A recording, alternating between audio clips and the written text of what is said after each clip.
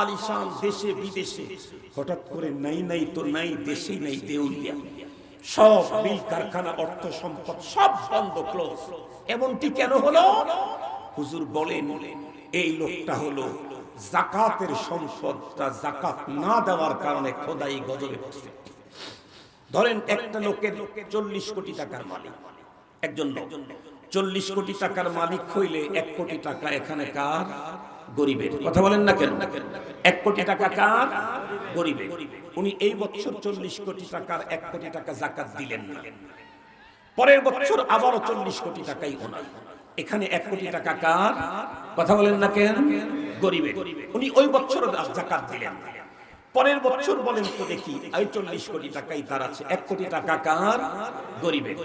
এইভাবে করতে করতে 20-30 বছর চলে যাওয়ার পরে তখন দেখা যাবে ওর যা অ্যাসেট, যা সম্পদ আছে সবগুলি গরিবের টাকা, একটাও ওর নিজের টাকা নাই। গরিবের টাকা দিয়ে তুমি 20 তলায় থাকবা কেন? যাকাত যদি খেতে চাও তাহলে রাস্তায় গিয়ে যাকাত খাও। এজন্য আল্লাহ পাক সব সম্পদকে মুহূর্তের ভিতরে শেষ করে দিয়ে ওকে রাস্তায় যাকাত খায় যারা তাদের কাতারে দাঁড় করায়া দেয়। যাকাতি যদি খাবি তাহলে 20 তলায় কেন? গাছতলায় গিয়ে খা। মুহতারাম হাজিরিন, তাহলে এই পদ্ধতিতে আমি আপনি আল্লাহর ওলি হওয়ার সুযোগ মিস হয়ে গেছে, আমারও আপনাদের সবার। তাহলে আল্লাহর বন্ধু হওয়ার আর কয়টা তরিকা আছে? কয়টা পথ আছে? 2টা। একটা শর্ট পথ আর একটা অতি শর্ট পথ। অতি সংক্ষিপ্ত কোর্স কোনটা? এটা অতি সংক্ষিপ্ত কিন্তু সবার জন্য সুযোগ নেই। সেটা হলো হজ্জে বাইতুল্লাহ। কি বলেন? বাইতুল্লাহর হজ কয়দিন? 5 দিন। হজের কাজ কয়দিন? বলেন হজের কাজ কয়দিন? ইন কেস কোনো একটা কাজ আমল করতে না পারলে আর একদিন সুযোগ শরীয়তে দিয়েছে, এই 6 দিন। এর চাইতে বেশি না। এই 6 দিনে যদি কেউ হজ করতে না পারে তাহলে এই বছর তারা হজ আর হবেই না। এই 6 দিনে একজন মানুষ 1000 বছরের অপরাধী গুনাহগার জীবনের সব অপরাধ ক্ষমা নিয়ে আল্লাহর ওলি হয়ে যেতে পারে। কিন্তু এটার জন্য শর্ত বড় কড়া করা। শর্ত পরে বলি, হজ দিয়ে আল্লাহর ওলি হয়ে হজের ব্যাপারে এমন একটা হাদিস এসেছে যা অন্য কোনো ব্যাপারে আসে না। শেখুল হাদিস, শেখুত তাফসীর, ওলি, আব্দুল গাউস, কুতুব, হাফেজে কোরআন কারো ব্যাপারে আসে না। হাজির ব্যাপারে একটা হাদিস আসছে, সেটা হলো রাসূল করিম সাল্লাল্লাহু আলাইহি ওয়াসাল্লাম বলেছেন, তোমাদের ভিতরে কেউ কোনো ব্যক্তি হজে গেছে, এই কথা শুনেছো, এরপরে উনি চলে আসতেছে, এই খবর শুনেছো, তাহলে তোমরা তোমাদের নিজ গৃহ থেকে ওনাকে ইস্তেকবাল করার জন্য, রিসিপশন করার জন্য ঘর থেকে বেরিয়ে রাস্তায় যাও। কেন? কারণ আল্লাহ পাক তার জীবনের সকল গুনাহ মাফ করে দিয়েছে। ওই হাজী তার নিজের ঘরে ঢোকার আগেই রাস্তাতেই ওই হাজীর সাথে তুমি মুসাফা করে তাকে দিয়ে তোমার গুনাহ মাফের জন্য আল্লাহর কাছে আবেদন জানাও। উনি ওনার ঘরে ঢোকার আগ পর্যন্ত যত লোকের জন্য গুনাহ মাফের দরখাস্ত করবে সকলের গুনাহ আল্লাহ মাফ করে দিবেন। এটা কোনো হাফেজের জন্য নাই যে হাফেজ হয়ে গেছে ঘরে ঢোকার আগে তার কাছে যাও, সে দোয়া করলে মাফ করে দিবে। এটা আলেমের জন্য, এটা পীর সাহেবের জন্য, এটা একমাত্র হাজী। কিন্তু সে হাজী কোন হাজী? কথা বলেন না ভাই, সে হাজী কোন হাজী? কোরআনে পাকে আল্লাহ পাক স্পষ্ট নীতিমালা দিয়েছেন, ফালা রাফাসা ওয়ালা ফুসুকা ওয়ালা জিদালা ফিল হজ। এটা তো কোরআনে পাকের আইন। এর আগেও আরো কিছু আইন আছে। নাম্বার 1, নিয়তটা থাকতে হবে শুধুমাত্র কেবলমাত্র আল্লাহর সন্তুষ্টি। আগামী দিনে হজের আল্লাহের ইয়াটা লাগলে আমার এই কাজে সুবিধা, ওই কাজে সুবিধা, এমন কিছু থাকলে সেই হাজির নিজেরটাই মাফ হয় নাই, তোমারটা কি মাফ করাবে? কথা কি বুঝাতে পারছি আপনাদেরকে? 2 নাম্বার, টাকা হতে হবে 100% হালাল। আমাদের দেশের মানুষ মনে করে হারাম ইনকাম করে শুধু সরকারি কর্মকর্তারা, আর চেয়ারম্যান, মেম্বার, এমপিরা এরা হলো হারাম কামাই করে, আর আমরা সব হালাল খাই। আপনারা আবার মনে মনে ভাবেন না যে চেয়ারম্যান সাহেব আমাকে ভালোবাসে দেখে পান দিতেছি। এটা পান টানের কিছু নেই, সত্য কথা বলি। হারাম শুধুমাত্র সরকারি কর্মকর্তা কর্মচারী রাজনীতিবিদেরা খায় তা না, আমরাও হারাম খাই। যদি বলেন কেমনে, সহজ কথা বলি। আমি বড় বক্তা, বাংলাদেশের বক্তাদের চেয়ারম্যান, ঢাকা শহরের কেন্দ্রীয় মসজিদের খতিব, জাতীয় প্রোগ্রামের মধ্যে মেহমান আমি। আব্বাজান ইন্তেকাল করলেন।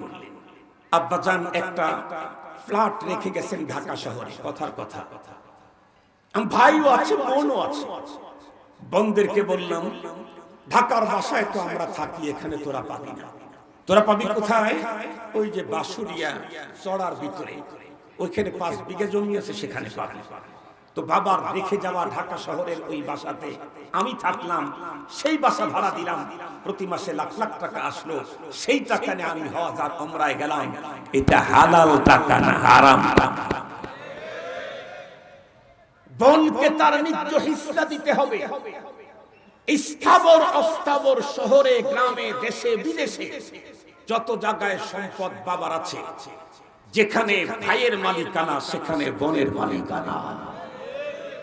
40 বার হজ করেছেন, হাদিস পড়ান, শেখুল হাদিস, শেখে তরিকত, মুহাফিজ, কিন্তু বোনকে দেননি, বোনকে দেইনি। তাহলে আমিও হারাম খোর, আমিও হারাম খোর।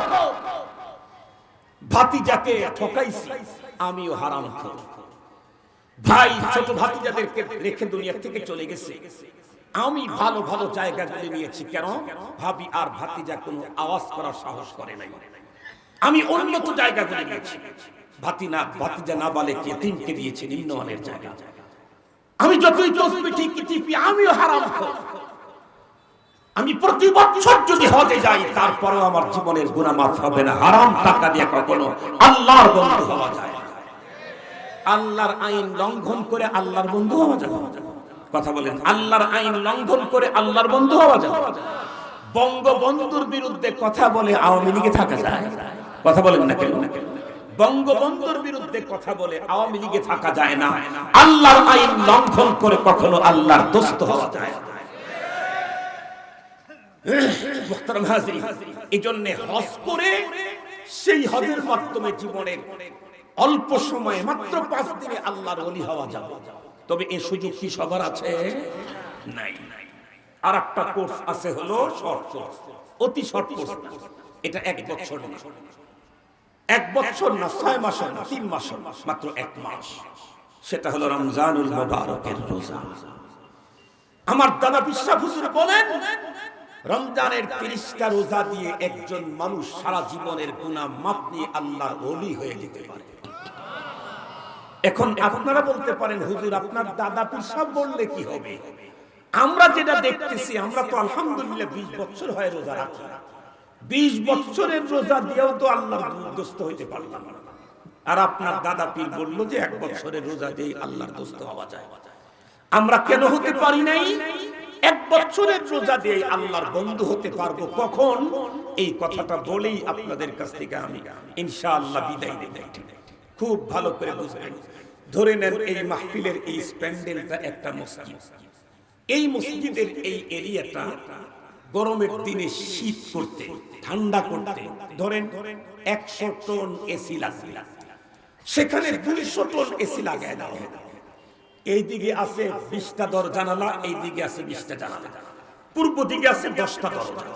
ভালো করে মনে রাখবেন, সবগুলি দরজা জানালা বন্ধ করে মাত্র 100 টন এসি যদি চালায় দেওয়া হয়, এশার নামাজের যদি ইমাম সাহেব একটু লম্বা সূরা শুরু করে, তাহলে দেখবেন যাদের কি বলবো প্রেসার একটু লো, বয়স একটু বেশি হয়েছে, দেখবেন 3 নাম্বার রাকাতের পরে দেখবেন কাঁপাকাঁপি শুরু হয়ে যাবে। মাঘ মাসের শীতের মতো হয়ে যাবে, ভিতরে ঠান্ডা হয়ে যাবে, গ্লাসের ভিতরে আইস জমে যাবে, জমে যাবে, কার্বন জমে যাবে। সালাম ফিরে এই বৃদ্ধ লোকেরা বলবে, এই মুয়াজ্জিন সাহেব এতগুলা এসি দেয় না, হয় কম্বল নিয়ে এসে দাও, না এসি বন্ধ করো। ঠিক বললাম? এই মতো অবস্থায় যদি হঠাৎ করে বিদ্যুৎ চলে গেল, তারাবি শুরু করেছেন, দেখবেন কমপক্ষে 10 রাকাত পর্যন্ত গা ঘামবে না, এতক্ষণ ঠান্ডা থেকে যাবে। পক্ষান্তরে এই দিকের 20টা জানালা, ওই দিকের 20টা জানালা খোলা রাখলেন, সামনের দরজা 10টা দরজাও খোলা রাখলেন, এসি 100-র কাছে 200 টন চালায় গেলেন, কি পরিমাণে ঠান্ডা হবে? একটু কথা বলেন না আপনারা, কি পরিমাণে ঠান্ডা হবে? খুব ঠান্ডা হবে।